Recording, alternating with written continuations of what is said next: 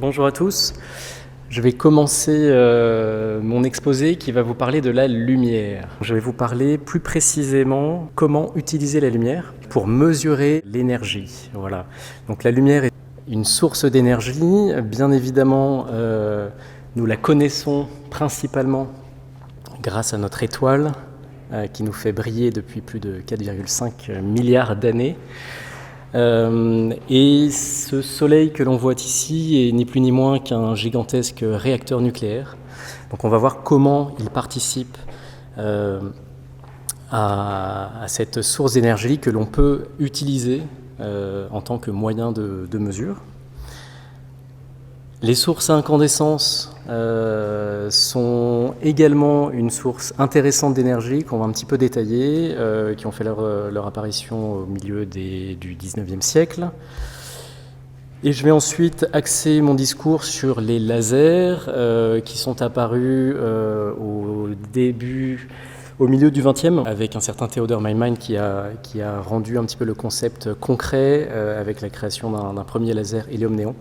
Et on va détailler un petit peu les caractéristiques de ces sources de lumière, autrement dit ce que l'on appelle la photonique, l'art d'utiliser le photon pour mesurer des phénomènes énergétiques. Voilà. Les différentes sources de lumière sont assez intéressantes. Au final, on peut les percevoir comme des sources d'énergie, comme des vecteurs d'énergie. Et on va se rendre compte qu'on peut les utiliser comme des sources d'énergie, comme des vecteurs d'énergie pour mesurer des phénomènes énergétiques. Je suis Florent Deux, je suis le dirigeant de l'entreprise Polytech, qui est une filiale du groupe Polytech, qui fabrique des instruments-mesure. Je vais vous parler aujourd'hui de 3 technologies qui sont développées dans la société. La vibrométrie laser, fonctionnant sur le principe de l'interférométrie laser. L'interférométrie laser ou vélocimétrie laser de surface, qui est un moyen intéressant pour mesurer des déplacements de particules. Et la spectroscopie, et plus particulièrement la spectroscopie dans le domaine de l'infrarouge, également intéressant pour mesurer la composition de divers matériaux. Et je vais procéder à des présentations assez basiques de ces techniques à travers un voyage que je vous propose de l'agriculture en passant par l'aérospatiale, l'aéronautique, en passant également par la biologie et ces petits animaux qui doivent optimiser tous les jours leur consommation d'énergie. On ira ensuite faire un petit tour du côté de la mécanique de précision. Dans le cadre du congrès TAMWorld, ça me paraissait intéressant de m'arrêter un petit peu là-dessus. Et puis on terminera sur l'aspect particulier, l'aspect mesure des atomes et plus particulièrement une expérience qu'on appelle la lévitation. Voilà, je regarde ça pour la fin. Donc le domaine de l'agriculture nous fait tout de suite penser à l'alimentation humaine qui est également intéressante. C'est également intéressant de regarder l'aspect alimentation animale. Aujourd'hui, quand on parle d'agriculture, on parle du monde végétal principalement. Et aujourd'hui, ce monde végétal est un des seuls à pouvoir directement utiliser l'énergie lumineuse pour grandir, avec bien évidemment l'eau qui lui est essentielle et tous les minéraux avec. Ce monde végétal est intéressant pour ça et on va s'y arrêter 2 secondes. Aujourd'hui, l'enjeu ici, c'est de se dire comment nous pouvons arriver à maîtriser l'agriculture, et on parle beaucoup d'agriculture de précision, d'agriculture 4.0, pour optimiser un petit peu les cultures des sols, pour arriver à produire en quantité les aliments de demain. Donc il y a de l'optimisation et les techno-optiques qui sont importants dans ce contrôle un petit peu qualité de la production pour les aliments de demain. Donc au final, la lumière, et si on s'arrête 2 secondes sur la lumière issue du soleil, elle va tout simplement interagir avec des échantillons, c'est ce qu'on appelle l'interaction lumière-matière, et le monde végétal va prendre cette source d'énergie et la transformer en énergie chimique. C'est tout simplement ce qu'on appelle la photosynthèse. Et c'est une des espèces qui est intéressante pour cela, et on va s'y arrêter 2 secondes. Et au final, si on prend un échantillon, il va absorber une quantité d'énergie, et cette énergie absorbée va créer de la vibration moléculaire. Ces vibrations moléculaires sont ni plus ni moins qu'une énergie optique absorbée qui va créer de l'interaction au niveau des molécules. Et ces interactions-là, on va pouvoir les analyser, les quantifier pour aller faire de l'analyse physico-chimique. Cette intensité lumineuse qu'on va pouvoir mesurer au niveau des échantillons, Elle est intéressante, mais ce qui est encore plus intéressant, c'est de se dire comment nous pouvons analyser cette intensité qui est diffusée des échantillons. Et on va utiliser pour ça la technique de spectroscopie. Au final, un spectromètre, c'est ni plus ni moins qu'un appareil de mesure qui permet de mesurer la composition physico-chimique de matériaux. Dans un spectromètre, on a quoi? On peut avoir un prisme qui sert à diffracter les rayons lumineux, ou on peut avoir des réseaux de diffraction à transmission ou à réflexion. C'est un petit peu l'élément central qui permet de décomposer en fréquence la lumière incidente. Qu'est-ce qu'on va en faire de tout ça? Et au final, on va l'utiliser pour le bien de la caractérisation des échantillons, et on va utiliser une source de lumière ici halogène qui va envoyer de l'énergie aux échantillons, et le spectromètre va recevoir cette énergie qui va être diffusée, diffractée par l'échantillon pour analyser la quantité et les fréquences qui ont été absorbées par ces échantillons. Donc ce qui est intéressant, c'est de s'arrêter 2 secondes sur le spectre optique et de se dire que la spectroscopie dans le domaine de l'infrarouge est particulièrement intéressante parce que c'est dans le domaine de l'infrarouge, donc entre 850 et on va dire 1700 nanomètres, qu'on va avoir des interactions des molécules avec les liaisons carbone-oxygène, hydrogène-oxygène, azote. Et c'est ça qu'on va regarder d'un point de vue qualitatif et d'un point de vue quantitatif. Donc ce qui est intéressant ici, c'est de se dire j'utilise la lumière pour envoyer une énergie à mon échantillon, je reçois ce qu'on appelle un spectre dans le domaine de l'infrarouge, et ce spectre, on va devoir le calibrer, on va devoir prendre une référence et arriver à se dire tel pic dans le domaine de l'infrarouge correspond à une certaine quantité de protéines, une certaine quantité d'humidité dans mon échantillon. Et in fine, c'est ça que va recevoir l'utilisateur à travers un spectre et une calibration. Et ça, c'est quelque chose qui est appliqué aujourd'hui très largement dans le domaine de l'agriculture de précision. On voit ici un appareil qui est installé sur une moissonneuse-batteuse pour faire du tri en amont de la qualité de grains et de céréales. Mais c'est quelque chose qui est de plus en plus utilisé dans le domaine de l'agroalimentaire, dans le domaine notamment de l'alimentation animale, dans le domaine du lait, dans le domaine de l'huile, du vin, de la bière, du cacao, dans le domaine de la viande et également dans le domaine du plastique, et parfois les deux en même temps. Et toutes ces applications vont au final rayonner dans le domaine de l'infrarouge, et on peut en tirer des informations intéressantes dans ce domaine-là.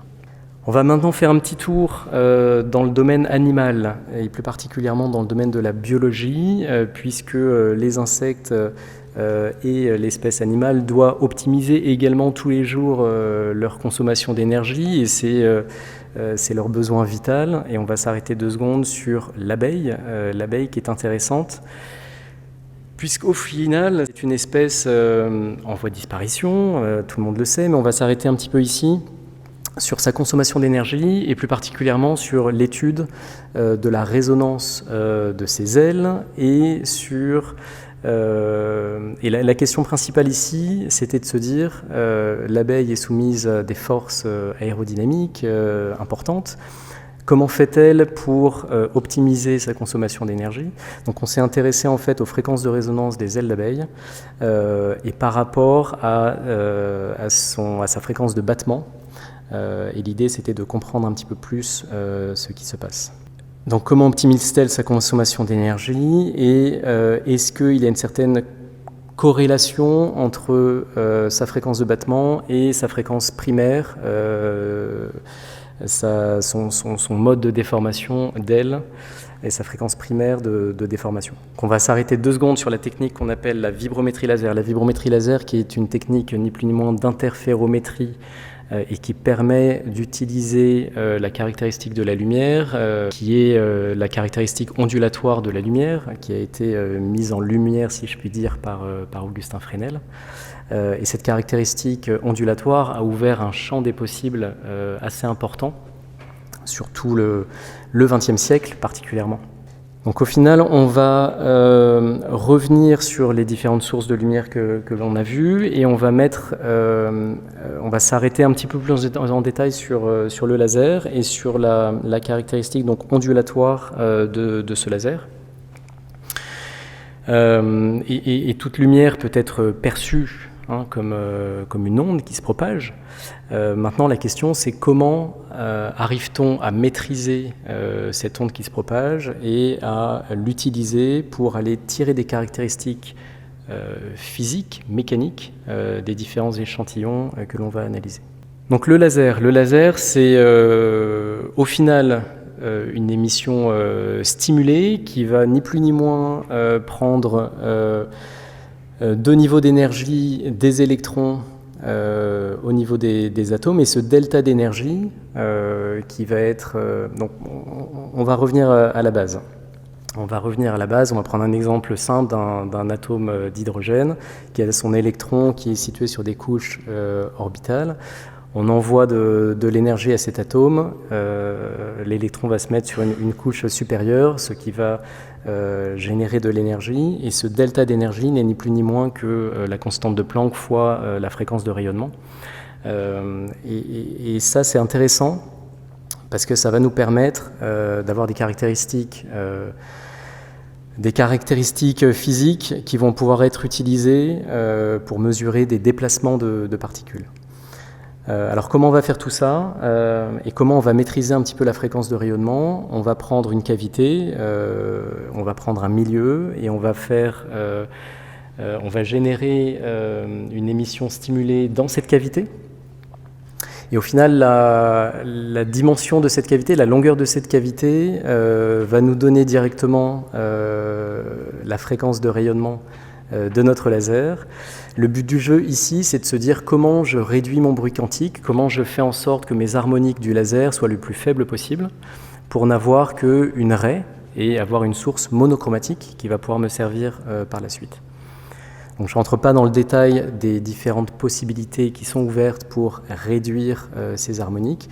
On va s'arrêter sur le principe simple d'une source, d'un milieu, d'un amplificateur qui va nous créer une source monochromatique, monolongueur d'onde, et c'est cette propriété-là qui va pouvoir nous servir par la suite. Donc contrairement à n'importe quelle source lumineuse, le laser idéalement a cette caractéristique monochromatique. Il y a également d'autres caractéristiques. La caractéristique directionnelle, qui nous permet de ne pas partir dans tous les sens mais d'être le moins divergent possible.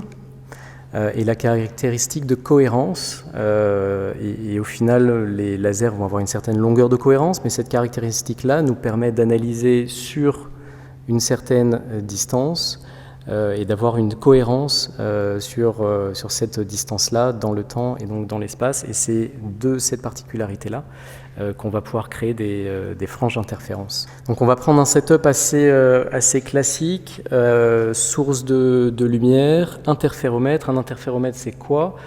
C'est tout simplement l'agencement des petits séparateurs de faisceaux que l'on voit ici. Donc là, on a un agencement d'interféromètre qu'on appelle le Mach-Zehnder, qui est un agencement de 4 séparateurs de faisceaux.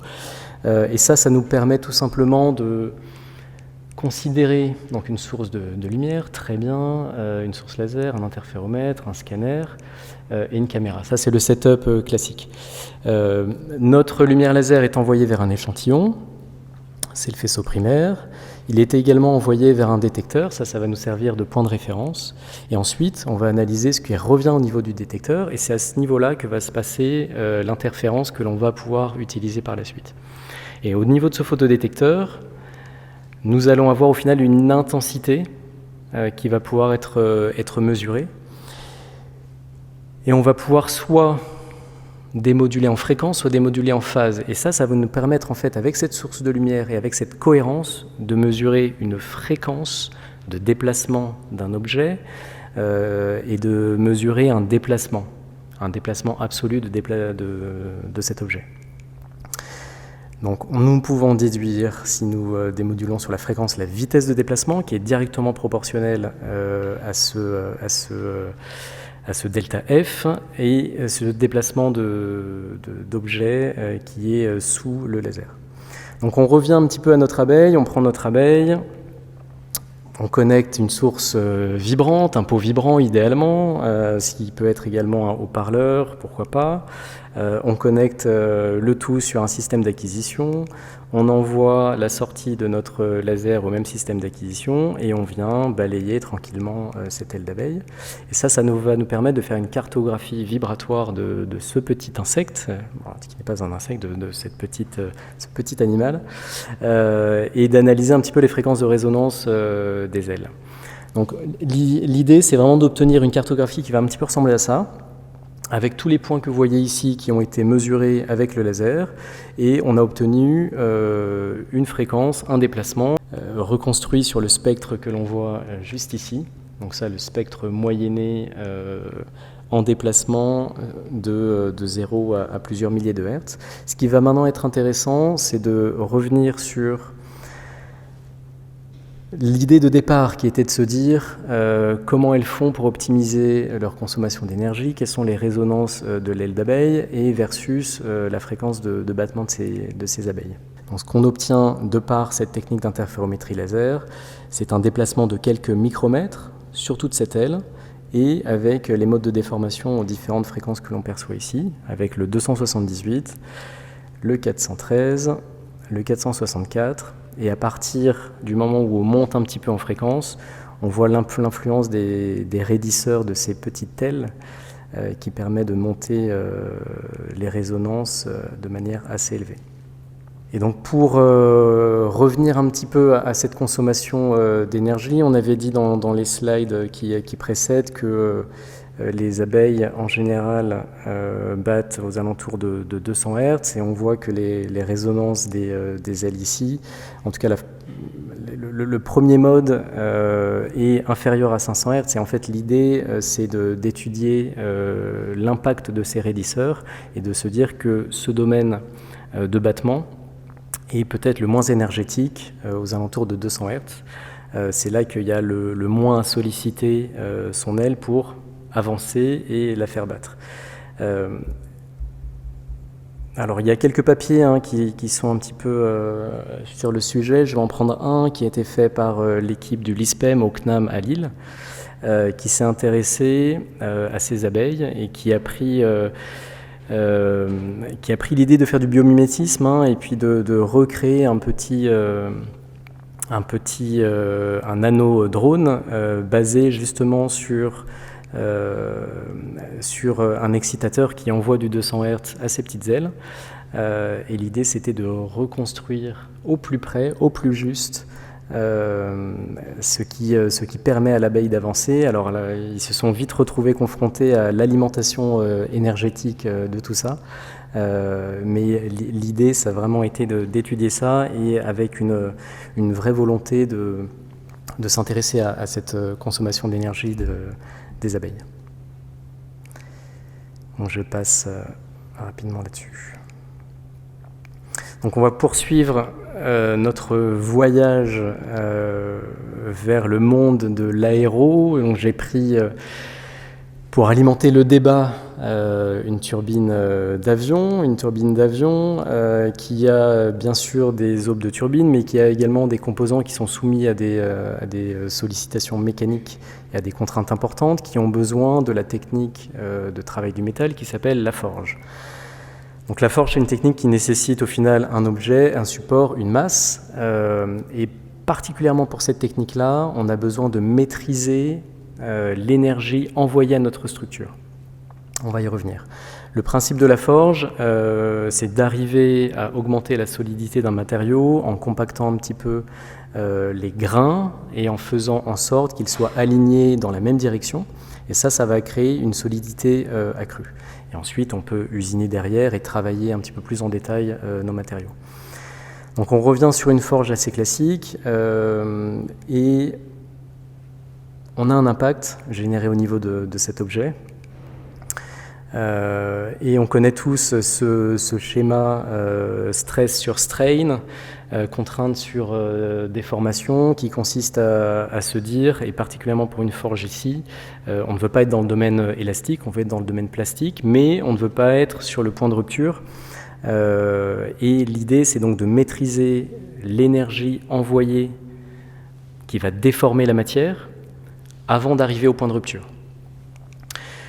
Donc on revient sur le fameux E égale mc2, on connaît la célérité de l'objet qui va taper sur la pièce, on connaît la masse de la pièce, on a une certaine énergie qui va être envoyée, et ça, on peut tout simplement utiliser donc la technique de vélocimétrie laser de surface, qui est différente de la technique de vélocimétrie laser, ou autrement appelée l'anénométrie laser, qui s'intéresse plutôt à la physique de déplacement des particules. Ici, on s'intéresse au déplacement de matière solide.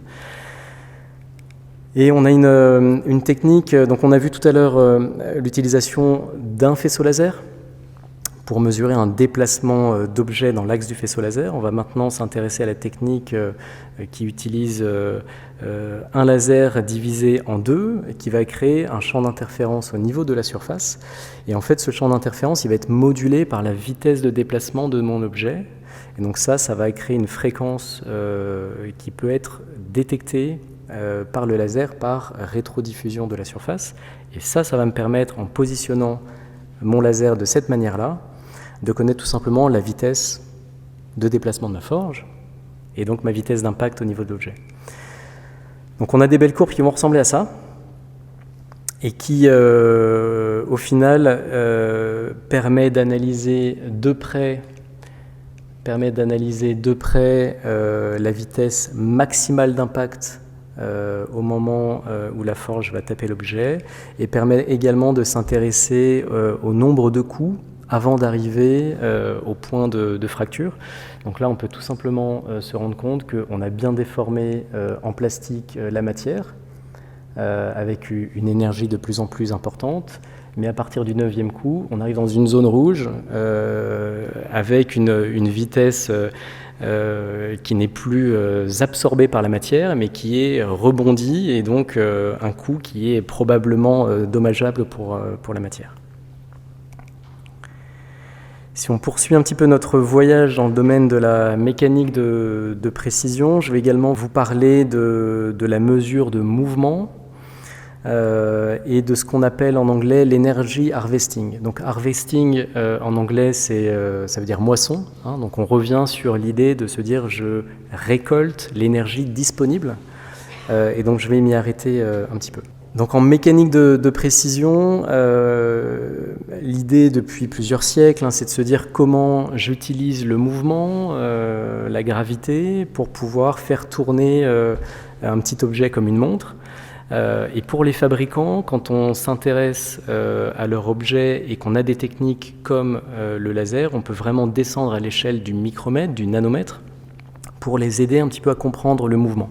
Donc on va complexifier un petit peu la technique, et on va revenir à l'interférométrie laser qu'on a évoqué plus haut, et se dire avec un laser, un interféromètre, je mesure une vitesse particulière dans l'axe du faisceau laser. C'est ce que j'ai vu tout à l'heure avec mon abeille. Je mesure un mouvement de déplacement dans l'axe de mon faisceau laser. Maintenant, quand j'ai deux lasers et deux interféromètres, je prends non pas le déplacement ou la vitesse proportionnelle à ma fréquence, je prends mon déplacement fois sinus de phi, en tout cas sinus de l'angle d'incidence de mon laser. Et ça me permet, en positionnant plusieurs interféromètres, de détecter non seulement les mouvements dans l'axe, mais les mouvements qui vont être éventuellement tangentiels, et pourquoi pas de faire du 3D, donc de s'intéresser à des mouvements qui vont être dans le plan. L'idée ici du développement de l'outil que je vais vous présenter, c'était de se dire, je ne prends pas deux interféromètres sans maîtrise particulière de l'angle, mais je prends un laser et deux interféromètres avec un seul point d'attaque qui permet d'éviter un petit peu les effets de crosstalk et de mesurer en 3D un objet, et donc de s'intéresser à des mouvements dans le plan de la structure. On prend un microscope, on a un point d'impact, et on peut donc s'intéresser à des mouvements de balancier. Donc on a un petit mouvement de balancier qu'on voit ici. Alors le mouvement de balancier dans une montre à récupération d'énergie, c'est la partie la plus importante. C'est celle vraiment qui va donner la précision de la montre. Et ça a été depuis pareil plusieurs siècles un long travail. Donc maintenant il y a des balanciers avec des ressorts à spirale qui existent, qui donnent la précision. Donc l'idée c'était de s'intéresser à la fréquence. la fréquence est importante. Et 2, c'était de s'intéresser également au rebond de ce balancier. Donc là, on voit le créneau d'avance. On a le déplacement du balancier d'une marche à une autre, et 2, ce qui est intéressant, c'est de voir le petit recul au niveau du balancier. Donc ça, c'est une petite perte d'énergie, en tout cas, c'est un petit retour en arrière de ce balancier, et ça, c'est particulièrement intéressant pour les fabricants de montres. Et on pourrait imaginer tout un tas d'autres applications comme ça. Dans le domaine de la microélectronique et des nanotechnologies, on peut faire des choses particulièrement intéressantes dès qu'on est sur des phénomènes vibratoires de petite taille. Et on va terminer par une expérience qu'on appelle la lévitation. La lévitation acoustique, c'est ni plus ni moins que s'intéresser aux particules qui vont également bouger, mais qui ne sont pas directement des surfaces solides, qui sont des surfaces, en tout cas qui sont des gaz, et on va s'intéresser à ces mouvements-là. Donc comment faire de la lévitation de gouttes d'eau et comment caractériser ça et obtenir un petit peu des phénomènes, arriver à rendre visible un phénomène invisible. C'est un petit peu l'idée. Donc au final, c'est de la visualisation de champs sonores, de champs acoustiques qui est fait, et on va revenir à l'idée numéro 1 qui est de se dire, quand je parle dans le micro, vous percevez de par votre oreille ma voix par les haut-parleurs qui transmettent le son et qui transmet au niveau de l'air cette onde. Et les particules ne vont pas directement aller jusqu'à vous, c'est tout simplement l'onde qui va transmettre avec le fluide ces particules-là. Donc il y a un chemin d'avance, il y a des particules qui vont osciller avec les fréquences de ma voix ou des haut-parleurs, et on se rend compte qu'au niveau de l'avance de ces particules, on va avoir des zones de compression et des zones de raréfaction, donc des zones où les densités sont plus importantes. Donc on a des petites zones de froid, des petites zones de chaud, comme quand on compresse un milieu. Et ça va créer en fait des indices de réfraction du milieu qui vont être différents en fonction de l'endroit où on regarde. Et c'est cette particularité des indices de réfraction qui vont varier que l'on va prendre pour cette technique de visualisation des champs sonores. Donc l'expérience ici consiste à prendre un laser, à prendre une source sonore et à faire réfléchir le faisceau laser sur un réflecteur. Et au final, on va intégrer sur le chemin optique, la rétrodiffusion du laser, obtenir ce que l'on appelle une vitesse virtuelle qui va être directement proportionnelle à la variation de l'indice de réfraction du milieu, et qui va nous donner tout simplement la visualisation du champ sonore. Et de cette manière-là, on peut s'intéresser à tout un tas d'effets acoustiques, de transmission des ondes. Ici, on a une application qui est intéressante, qui est un transducteur ultrasonore développé pour le traitement de différents caillots pour aller un petit peu brûler ces caillots. Donc là, c'est un exemple dans le domaine du cancer du cerveau, mais peu importe. L'idée, c'est d'avoir un transducteur et d'arriver à maîtriser le point de focalisation de ce transducteur, puisque à l'endroit où va focaliser les ondes, on n'a tout simplement aucune autre possibilité de le mesurer qu'avec des faisceaux laser, puisque c'est beaucoup trop énergétique pour y mettre un hydrophone par exemple, puisqu'ici on est sur des niveaux vraiment trop importants. Une fois qu'on a compris cette technique-là, en fait, on peut faire tout un tas de choses et s'intéresser à de la propagation d'ondes de haut-parleurs, de sons ultrasonores, faire léviter des objets un petit peu plus importants. Mais effectivement, ça, c'est une autre histoire et on pourrait en discuter encore pendant longtemps. Voilà, donc je m'arrêterai ici. Je me tiens à votre disposition si vous avez des questions. Je voulais revenir sur les interféromètres que vous avez, enfin la fréquence de vibration du coup des ailes d'abeille.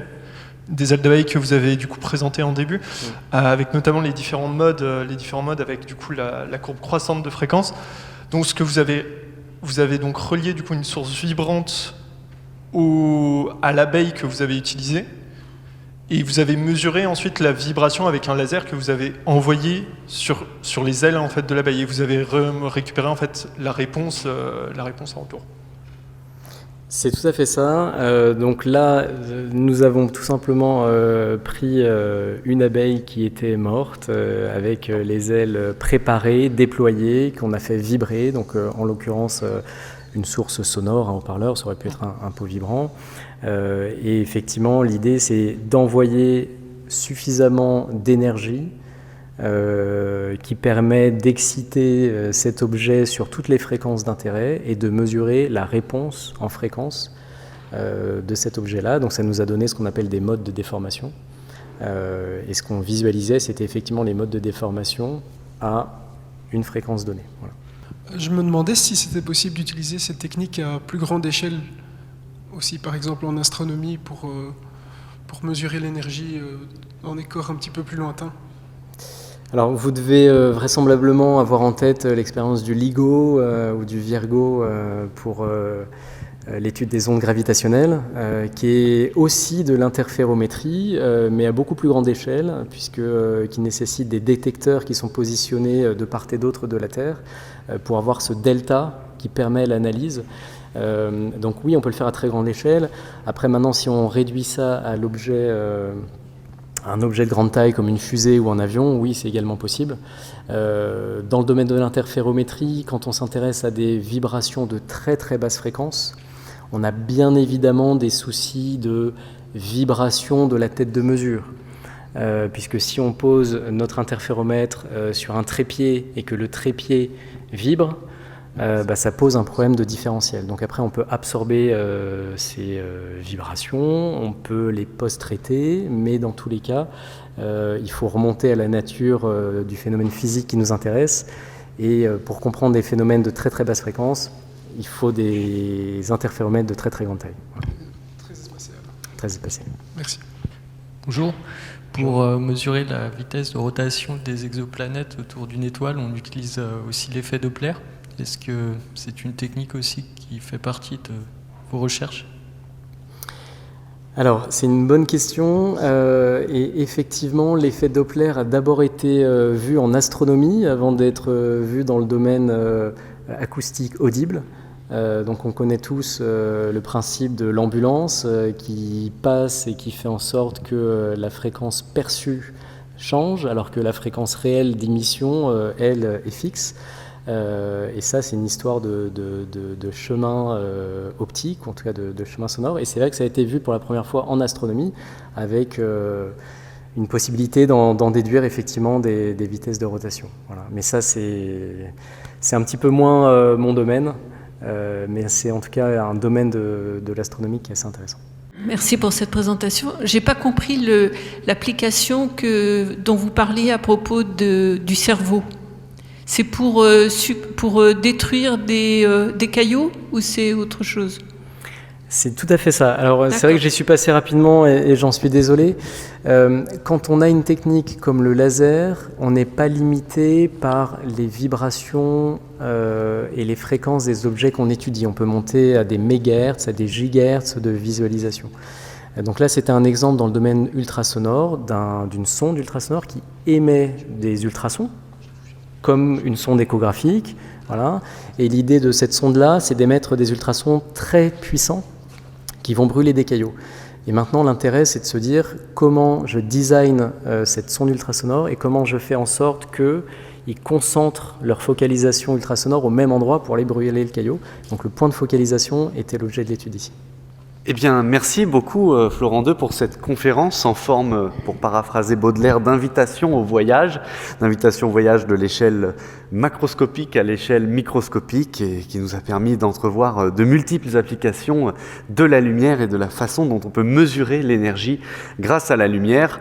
Alors vous avez rappelé d'abord plusieurs sources de lumière, l'une qui n'est pas du fait de l'homme, le soleil, les deux autres qui sont dues à Edison pour la première, la lampe à incandescence, et Meyman Feynman sur l'idée de Townes avant pour le maser, lui c'était pour le laser. Et finalement, des 5 applications que vous nous avez présentées, il y en a quand même 4 qui font intervenir le laser, donc c'est dire l'importance qu'a eu le développement de cette technologie en 1960.